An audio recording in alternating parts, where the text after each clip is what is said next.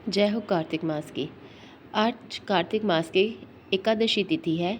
आज रमा एकादशी का व्रत किया जाता है। तो रमा एकादशी की कथा सुनिए। कार्तिक कृष्ण पक्ष। युधिष्ठिर ने पूछा, हे भगवान, आप मुझे कार्तिक मास की कृष्ण पक्ष की एकादशी की कथा सुनाएं। इस एकादशी का क्या नाम है तथा इसके करने से कौन सा फल मिलता है? श्री कृष्ण भगवान बोले, राजेश्वर, कार्तिक मास की कृष्ण पक्ष की एकादशी का नाम रमा एकादशी है। इसके व्रत से समस्त पाप नष्ट हो जाते हैं। इसकी कथा इस प्रकार से है। प्राचीन काल में मुचकुंद नाम का एक राजा राज्य करता था। उसके मित्र इंद्र, वरुण, कुबेर, विभीषण आदि थे। वह सत्यवादी तथा विष्णु भक्त थे। उनके एक पुत्री हुई जिनका नाम चंद्रभागा था। उन्होंने उस लड़की का विवाह राजा चंद्रसेन के पुत्र शोभन के साथ किया और वह राजा चंद्रसेन के पुत्र शोभन के साथ विवाह करके एक समय की बात है, शोभन अपने ससुर के घर आए।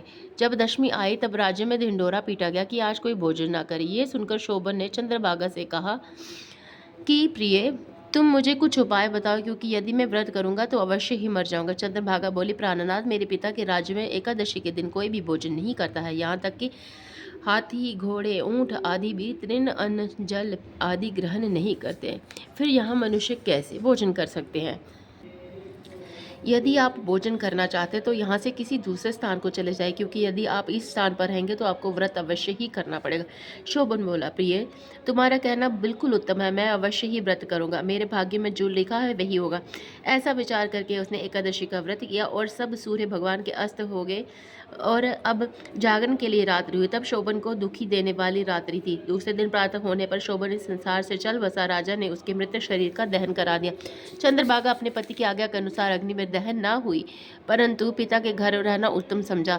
रमा एकादशी के व्रत के प्रभाव से शोभन को मंदराचल पर्वत पर धन ध्यान से युक्त, अपने शत्रुओं से रहित एक उत्तम नगर प्राप्त हुआ। एक समय मज्जुकंद नगर में रहने वाला एक सोम शर्मा नाम का वह ब्राह्मण तीर्थ यात्रा के लिए निकला। उसने घूमते घूमते उसको देखा। उस ब्राह्मण ने शोभन को अपने राजा का जमाई जानकर उसके निकट गया। राजा शोभन ब्राह्मण को देख करके आसन से उठ खड़ा हुआ और वह उससे अपने ससुर तथा पत्नी चंद्रभागा की कुशलता को पूछने लगा। सोम शर्मा ब्राह्मण, राजन, हमारे राजा कुशल हैं तथा आपकी पत्नी चंद्रभागा भी कुशल है। अब आप अपना वृतांत बताइए।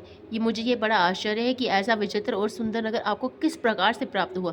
शोभन बोला, हे ब्राह्मण, ये सब कार्तिक मास की कृष्ण पक्ष की रमा एकादशी के व्रत के प्रभाव से हुआ है। इसी से मुझे ये अनुपम नगर प्राप्त हुआ है, परंतु ये अस्थिर है।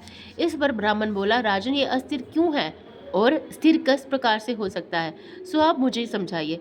मैं आपके कहे अनुसार ही करूँगा। इस पे आप किंचित मात्र भी झूठ ना समझे।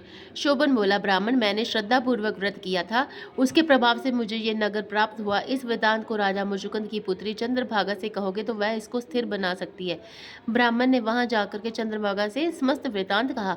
इस पर राजकन्या चंद्रभागा बोली, हे ब्राह्मण, आप मुझे उस नगर में ले चलिए। मैं अपने पति को देखना चाहती हूँ। मैं अपने इस व्रत के प्रभाव से उस नगर को स्थिर बना दूंगी। चंद्रभागा के वचनों को सुनकर वह सोम शर्मा ब्राह्मण उसको मंदराचल पर्वत के पास वामदेव के आश्रम में ले गया। वामदेव ने उसकी कथा को सुनकर चंद्रभागा को मंत्रों से अभिषेक किया।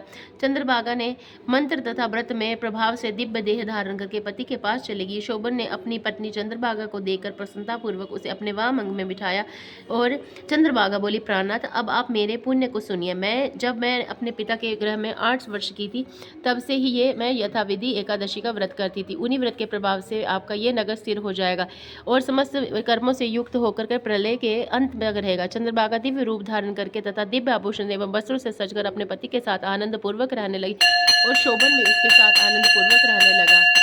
ये देख करके, हे राजन, मैंने ये रमा एकादशी का महात्म कहा है। जो मनुष्य इस रमा एकादशी के व्रत को करते हैं उनके समस्त ब्रह्म हत्या आदि के पाप नष्ट हो जाते हैं। जो मनुष्य रमा एकादशी का महत्व को सुनते हैं वह अंत में विष्णु लोक को प्राप्त होते हैं।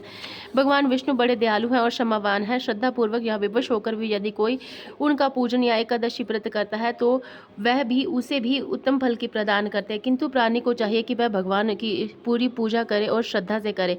और शोभन अपनी पत्नी द्वारा श्रद्धा पूर्वक किए गए एकादशी व्रतों के कारण अपने राज्य को स्थिर कर सका। ऐसी सुकर्मा पत्नी भगवान श्री विष्णु की अनुकंपा से ही प्राप्त होती है। श्री रामा एकादशी कथा समाप्त।